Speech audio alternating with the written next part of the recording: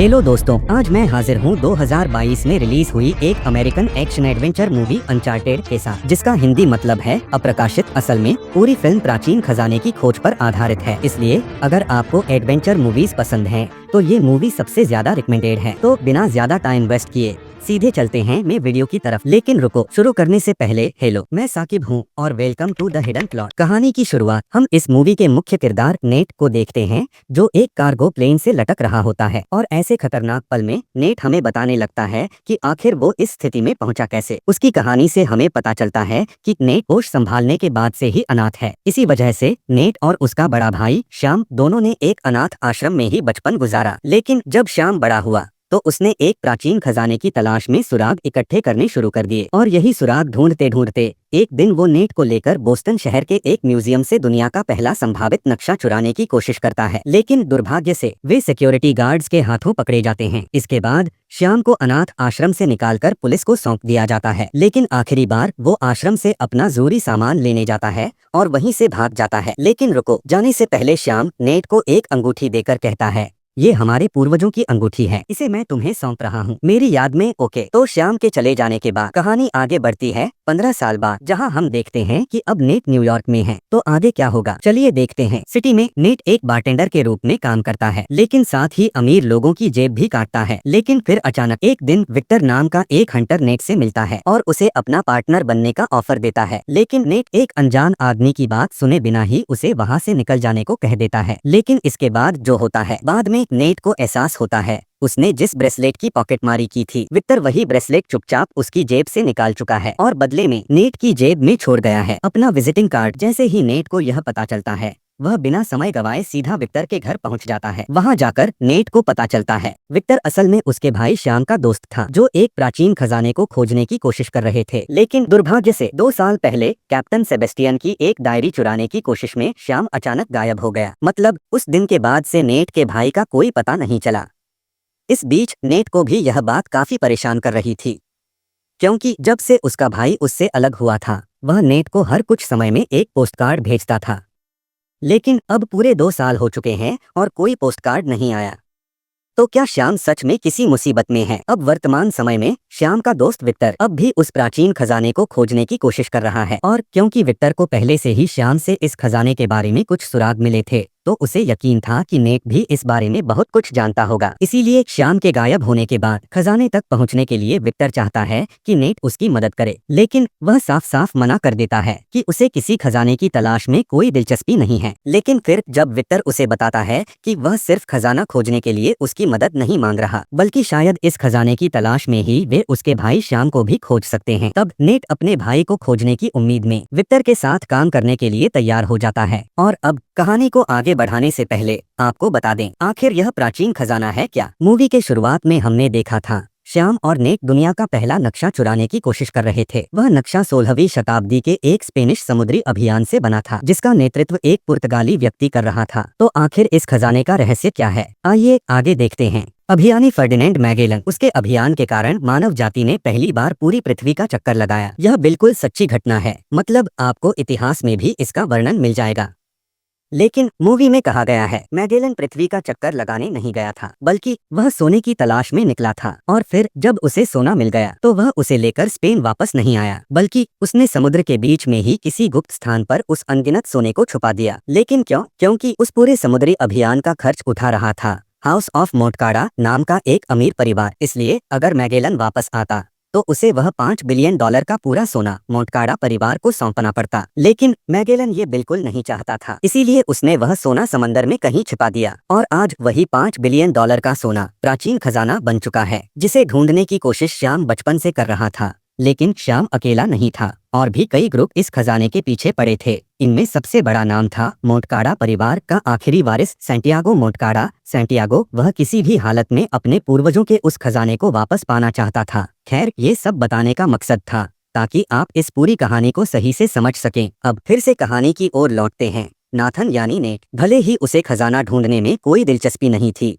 लेकिन वह सिर्फ अपने भाई श्याम को खोजने की उम्मीद में विक्टर का पार्टनर बनने के लिए तैयार हो जाता है। और फिर वे दोनों पहुंचते हैं एक ऑक्शन हाउस में, जहां पुराने और बेशकीमती सामानों की नीलामी होती है। लेकिन वे वहां क्यों आए हैं? क्योंकि उनका असली मकसद है एक सुनहरा क्रॉस चुराना। लेकिन ये क्रॉस इतना जरूरी क्यों है? क्योंकि खजाने तक पहुंचने के लिए यह चाबी उनके पास होना जरूरी है। लेकिन इससे पहले नेट विक्टर से सवाल करता है, मेरी जानकारी के मुताबिक ऐसे 2 गोल्डन क्रॉस हैं और खजाने तक पहुंचने के लिए दोनों की जरूरत पड़ेगी। तब विक्टर जवाब देता है, उनमें से एक क्रॉस पहले से ही मेरे पास है, इसलिए अब हमें किसी भी हालत में इस ऑक्शन हाउस से दूसरा क्रॉस चुराना होगा। और फिर प्लान के मुताबिक नेट ऑक्शन हाउस पहुंच जाता है। अब उसकी कोशिश ये थी कि किसी तरह हॉल की पूरी इलेक्ट्रिसिटी बंद कर दे, ताकि अंधेरा होते ही विक्टर उस क्रॉस को आसानी से चुरा सके। लेकिन फिर दुर्भाग्य से नेट के अपना काम पूरा करने से पहले ही कुछ ऐसा हो जाता है जिसकी उसने कल्पना भी नहीं की थी। आगे ही कुछ भाड़े के गुंडों के साथ झगड़े में फंस चुका था। दरअसल इस ऑक्शन हाउस में मोकारा वंश का अंतिम वंशज शांतियागो मोकारा भी आया हुआ था उस क्रॉस को खरीदने के लिए, क्योंकि जैसा कि मैंने पहले ही कहा था,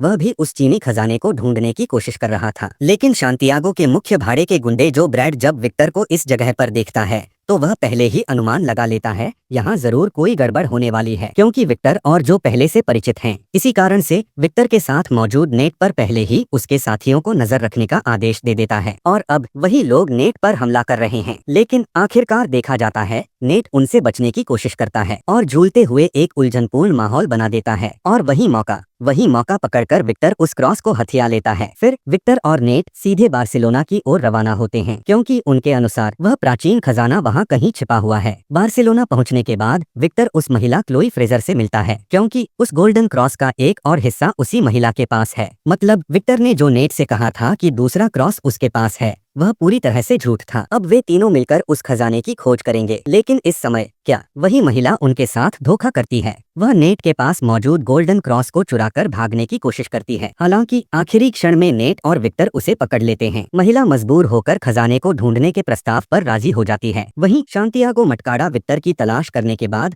फिर से जो ब्रैड को जिम्मेदारी सौंपता है। अब बार्सिलोना पहुंचकर उन्हें विक्टर पर नजर रखने को कहता है, क्योंकि कोई भी कीमत पर शांतियागो उस खजाने को चाहता है। यह प्राचीन खजाना हासिल करने के पीछे इतनी जिद करने के कारण शांतिकियो के पिता के साथ भी उसकी लड़ाई शुरू हो जाती है। क्या किया उसने? उसके पिता ने उसे एक प्रस्ताव दिया, या तो तुम इस खजाने से मुंह मोड़ लो या मैं अपनी सारी संपत्ति दान कर दूंगा। लेकिन शांतिकियो ने क्या किया? नहीं, सिर्फ उस खजाने को पाने के लिए उसने अपने पिता को भी मार डाला। मतलब यहीं से यह साफ हो जाता है कि शांतिकियो उस खजाने को पाने के लिए कुछ भी कर सकता है। और फिर क्या हुआ? नेट, विक्टर और क्लोई तीनों मिलकर उनके पास मौजूद कप्तान सेबास्टियन की डायरी के अनुसार योजना बनाने लगे और उस योजना के मुताबिक तीनों एक एक करके एक चर्च में पहुंचे और वहां एक खास जगह पर उन गोल्डन क्रॉस दोनों का इस्तेमाल कर उन्होंने एक गुप्त रास्ता खोज लिया। फिर नेट और क्लोई उस रास्ते में दाखिल हो गए, जबकि विक्टर उनका फोन लोकेशन ट्रैक करके उनका पीछा करने लगा। लेकिन हाय, कुछ दूर आगे बढ़ने के बाद गोल्डन क्रॉस फिर से इस्तेमाल करना पड़ा। लेकिन अचानक वो जगह उन्हें बंद करके पानी में डूबने लगी। लेकिन विक्टर तो इंतजार कर रहा था। उसके पास एक और क्रॉस था जो इस्तेमाल किए बिना उस गेट को खोला नहीं जा सकता था। लेकिन अचानक क्या होता है? ऊपर जो ब्रैड नाम का किराएदार गुंडा था वह विक्टर को देखकर उससे लड़ाई करने लगता है। इन सारी घटनाओं में आखिरकार विक्टर ने जो को हराकर गोल्डन क्रॉस को सही जगह इस्तेमाल किया और नेट आखिरी पल में पानी से बाहर निकल आया और क्लोई को भी बचा लिया। लेकिन फिर भी सब खत्म नहीं हुआ। नेट और क्लोई विक्टर की चाबी लेकर एक और चेंबर खोलते हैं, जहां एक नक्शा मिलता है जो यह बताता है कि खजाना बार्सिलोना में नहीं फिलीपींस में है। लेकिन धोखा, क्लोई नेट को चोट पहुंचाती है और वहां से भाग जाती है। जाते जाते उसे चेतावनी दे जाती है। क्या अद्भुत मोड़ है ये सब घटनाओं का। विक्टर ने अपने दादा के बारे में काफी कुछ छुपा रखा था। मतलब श्याम के बारे में विक्टर शायद बहुत कुछ जानता था जो उसने नेट को नहीं बताया। फिर क्या हुआ? बाद में विक्टर उस चेंबर में पहुंचकर नेट को वहां से बचा लेता है। लेकिन जब नेट उससे पूछता है कि उसके दादा के साथ आखिर क्या हुआ था, तब विक्टर मजबूर होकर बताता है कि उसका दादा कहीं नहीं गायब हुआ था। असल में 2 साल पहले ही उसके दादा की मौत हो गई थी।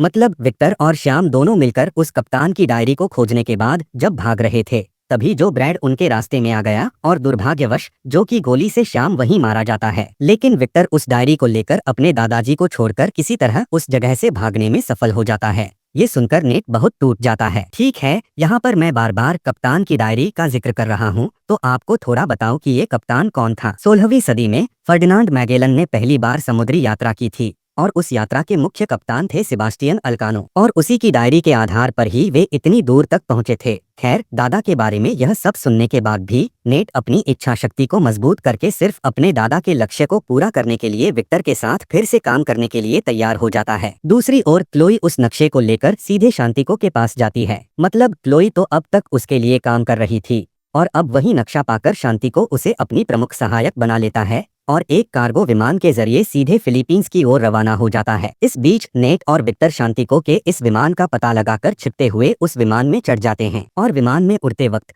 हम देखते हैं कि जो ब्रैड शांतिको को मार डालता है, क्योंकि क्लोई को सहायक बनाए जाने से जो बिल्कुल भी खुश नहीं था। तो शांतिको को मारने के बाद जब वे क्लोई को भी मारने के लिए उसे इधर उधर तलाशते हैं, तब नेट और विक्टर उस मौके का फायदा उठाकर वह नक्शा हासिल कर लेते हैं। लेकिन विमान से भागने से पहले नेट जानबूझकर जो ब्रैड से सामना करता है, क्योंकि नेट अपने दादा की मौत का बदला लेना चाहता था। इसलिए नेट विमान से कुछ सामान नीचे फेंकने लगता है ताकि जो ब्रैड विमान से गिरकर मर जाए। लेकिन नेट खुद अपनी योजना के कारण फंस जाता है, यानी वह भी उस विमान से लटकता रह जाता है। वह दृश्य जो हम फिल्म के शुरुआत में देख चुके थे। मतलब अब हम समझ पा रहे हैं कि नेट इस स्थिति में कैसे आया। खैर, विक्टर एक पैराशूट लेकर विमान से कूद जाता है और नेट और क्लोई एक साथ एक एयर ड्रॉप के जरिए समुद्र में गिर जाते हैं। फिर एक होटल के कमरे में नेट अपनी दादा द्वारा भेजे गए पोस्ट कार्ड्स में से कुछ सुरागों के आधार पर पूरी रात एक नई लोकेशन का पता लगाता है और अंदाजा लगाता है कि शायद वही लोकेशन प्राचीन खजाना रख सकता है। लेकिन सुबह उठने के बाद नेट देखता है कि क्लोई ने फिर से उसके साथ विश्वासघात किया है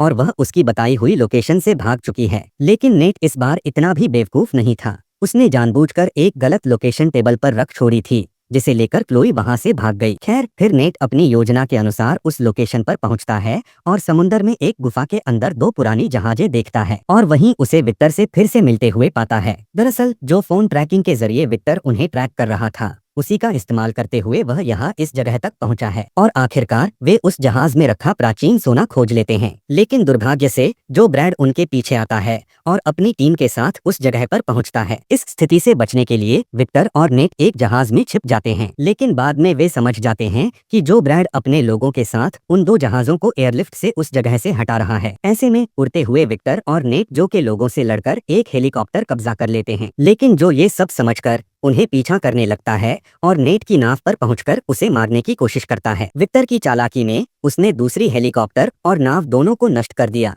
और जो को ऊपर से नीचे फेंक दिया और फिर जो के ऊपर वही बाकी की नाव गिर जाती है। यानी जो की कहानी यहीं खत्म होती है। लेकिन आखिरी जहाज भी डूब जाने के कारण दुर्भाग्यवश खजाना उनके हाथ से निकल जाता है। फिर जब फिलीपींस की नेवी उस जगह पर पहुंचती है तो नेट और विक्टर हेलीकॉप्टर से उस स्थान से भाग जाते हैं और क्लोई को हम अभी भी एक बोट के जरिए समुद्र में घूमते हुए देखते हैं। मतलब वह बिल्कुल बेवकूफ हो चुकी है। वैसे भी आखिरी सीन में दिखता है कि श्याम अब भी जीवित है, लेकिन वह एक जेल में बंद है और वहीं बैठकर वह अपने भाई नेट के लिए एक पोस्ट कार्ड लिखता है। इसके बाद पोस्ट क्रेडिट सीन में दिखता है कि नेट एक ऐसे व्यक्ति से मिलता है जो रोमनो के लिए काम करता है और वह उस व्यक्ति को एक नसी नक्शे के बदले अपने दादाजी द्वारा दी गई अंगूठी ऑफर करता है। लेकिन जब वह व्यक्ति नेट से अंगूठी लेकर उससे विश्वासघात करने की कोशिश करता है, तब विक्टर उस स्थान पर आकर नेट को उससे बचा लेता है। लेकिन दोनों जब यहाँ से भागने की कोशिश करते हैं तो वे एक अज्ञात दृश्य देखकर चौंक जाते हैं और यहीं पर यह फिल्म खत्म होती है। ठीक है, वीडियो कैसा लगा जरूर बताइए। अगर अच्छा लगा तो वीडियो को लाइक और शेयर करें और अगर आप मेरे चैनल पर पहली बार आए हैं तो चैनल को सब्सक्राइब करके बेल आइकन